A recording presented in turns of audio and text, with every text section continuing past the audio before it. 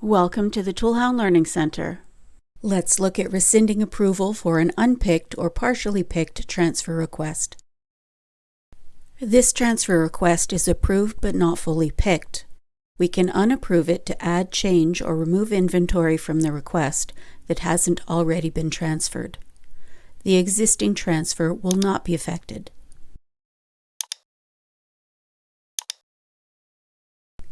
On the Unapproved Transfer Request page, we look up the request number.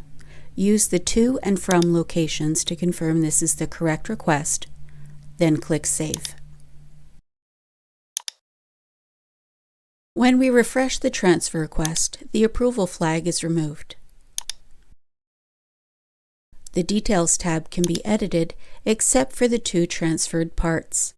These rows have been closed, and the transfer details are still linked.